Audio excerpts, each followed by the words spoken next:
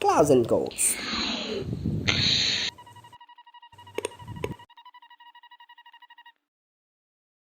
Fala, Soliclan, você está na Clausen Code, seu canal de game dev direto e reto. E hoje nós vamos falar sobre as animações que eu fiz pro monstro. Finalmente agora o monstro tem uma animação de ataque e uma animação de morte, além da animação de andar que ele já tinha. Mas antes disso eu quero falar sobre um comentário do nosso querido inscrito SnakeGBR, que está sempre aí dando ótimas sugestões pra gente melhorar nosso jogo. Em um dos vídeos que eu apliquei uma sugestão dele, ele notou um pequeno probleminha que estava tendo nos textos, que os textos sempre são brancos, então quando tiver num fundo branco o texto fica ilegível. E você está totalmente correto, SnakeGBR. É verdade, realmente, se o fundo tivesse branco, ou quanto mais claro o fundo estava, menos visível era o texto. Então o que eu fiz? Simples. Todos os textos que são brancos agora, eles têm uma outline ao redor deles, né? Eles têm alguns pixels em preto que destacam o que está escrito. Ficou bem melhor agora. Então, muito obrigado por essa sugestão. Peço que sempre mandem sugestões se vocês tiverem, se vocês perceberem alguma coisa estranha ou que talvez não seja tão bom. Eu sempre leio os comentários e estou respondendo sempre que eu posso. Teve um comentário aqui do nosso querido inscrito JV Marca, que comentou que os monstros poderiam ter sombra, e realmente. Então agora todos os monstros ele tem uma sombra redondinha assim. Minecraft faz a mesma coisa, tem um cubo quadrado e sombra redonda, então eu vou deixar. Meu personagem é um cubo. Então vamos demonstrar aqui a animação de ataque dele. Bom, coloquei esses dois depósitos aqui para poder demonstrar. Quando o monstro chega perto do depósito, ele vai se transformar, ele já vai chegar se transformando e começa a atacar em forma de furadeira. Por isso a thumb do vídeo é uma enorme furadeira. E eu acho que ficou uma delicinha, olha só que bonitinho, cara, muito melhor do que ele ficar só parado na frente da estrutura, causando dano sem nenhum efeito visual. Aí, quando ele finaliza com a estrutura, ele faz o que? Ele se destransforma e continua andando. E agora aqui, galera, vamos mostrar a animação de morte. Eu notei que o dano estava errado antes a torre estava causando 2 de dano para cada tiro e o monstro tinha 7 de vida, então ele estava morrendo com 4 tiros, mas isso não é verdade. E quem viu os vídeos das estruturas sabe que uma torre simples, na verdade, ela causa 1 de dano a cada 1,5 segundo. Então ela deveria matar o monstro após 7 tiros, ou seja, quando ele estivesse bem pertinho dela se preparando para atacar. Então quando o monstro morre, ele para abruptamente e fica como se tivesse um corte no meio dele. Tem essas faíscas rápidas ao redor dele e ele se parte em 2. E quando ele chega no último frame dessa animação, ele vai desaparecendo e deixa o drop dele. Galera, eu quero pedir desculpas se vocês ouvirem algum cachorro latindo no fundo. É que sempre acontece assim, na hora de gravar o cachorro começa a aloprar. Bom, galera, também tem uma coisa relacionada à animação que eu mudei. Antes o Sprite Frames, ele era criado com código ali. Ele recortava com código as animações do monstro. Eu percebi que na verdade é muito melhor para performance já deixar o Sprite Frames pronto. Tá aqui as animações do monstro separadas bonitinho. Tem a animação de andar, tem a animação de atacar, tem a animação de efeito de ataque. Porque sim, algumas coisas eu achei melhor separar, apesar de elas ficarem juntas. Tipo, essa animação de atacar, ela é assim, e em cima dela ao mesmo tempo tem um efeito de ataque acontecendo. Fica melhor para poder posicionar o monstro e talvez no futuro eu queira adicionar alguma parte da animação que seja em código também, isso facilitaria mais. Tem a animação de morte.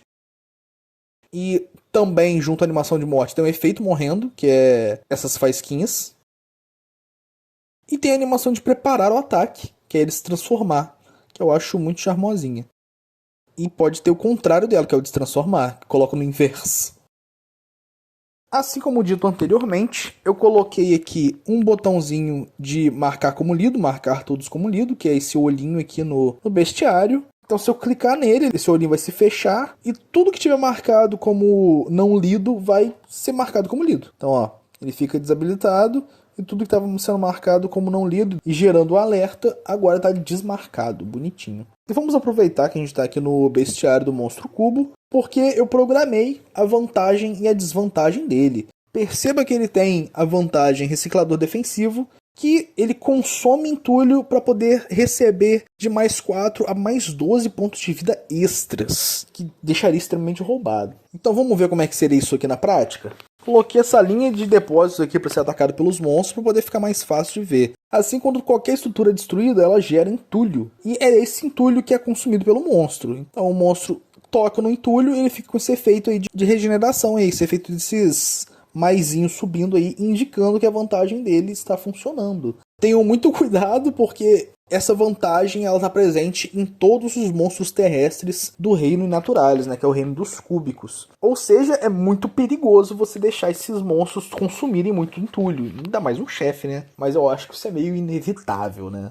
E agora que vamos mostrar a desvantagem, carcaça condutiva. Carcaça condutiva faz com que ele receba 50% a mais de danos elétricos. Então eu vou mudar aqui o dano da torre. A torre causa dano de contusão. Eu vou dizer que agora ela causa dano elétrico.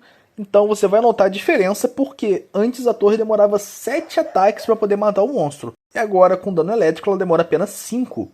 Ué, mas por quê? Porque a torre causa 1 de dano. 50% a mais disso é 1.5. 7 dividido por 1.5 é 4,66. Então vai precisar de 5 ataques para poder matar o monstro agora. Você deve ter percebido que aqui no cantinho tem um ícone de uma caixinha. Ela representa os espaços livres e os espaços consumidos já de drops na sua base, pra você não ter que ficar adivinhando. Então eu coloquei aqui alguns barquinhos para poder carregar os drops, pegar drops de monstros. E a partir do momento que eles chegam na base, os drops são mostrados no canto ali e mostra quantos espaços livres você tem para poder armazenar mais drops. Então você pode notar que está com 2/2, então ele não pode mais pegar drops. Então se eu gerar aqui um drop através de um cheat, perceba que os barcos não vão até o drop para poder buscar ele. Por quê? Porque ele não tem mais espaço para guardar a carga.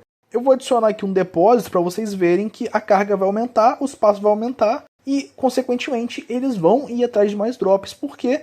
Porque vai ter espaço livre agora. O espaço saiu de 2 para 6 e eles foram atrás dos drops que já estavam na fase. Ele deixa o drop no depósito e volta para poder buscar mais drops. E eles vão fazer isso até encher os depósitos. Da mesma forma, aqui na base também tem esse símbolo dessa caixinha, né? Então tá aqui 2/2, porque nessa base aqui eu já tinha drops. Eu tinha um drop comum do reino Naturalis e um drop comum do reino Quitinомorphos. E sim, agora tem tooltip em tudo que eu pensei em ter. E por último aqui eu quero te mostrar que na aba de pesquisas eu mudei o ícone lá no fundo. Agora não é um ícone de um país, é um ícone de ciência, um átomo ali, né? E tem agora cores nas pesquisas. Por que cores? Agora elas são classificadas em temas. As amarelas são os recursos, as roxas são pesquisas contratuais, as vermelhas são pesquisas ofensivas, as azuis são pesquisas defensivas e as verdes são pesquisas de suporte. E as pesquisas estão organizadas em ordem alfabética em relação aos seus recursos, exceto essas 4 primeiras aqui, porque eu coloquei que elas sempre vão estar aqui, elas são fixas aqui em cima. Coloquei essas pesquisas de teste só para poder mostrar os tipos diferentes, né?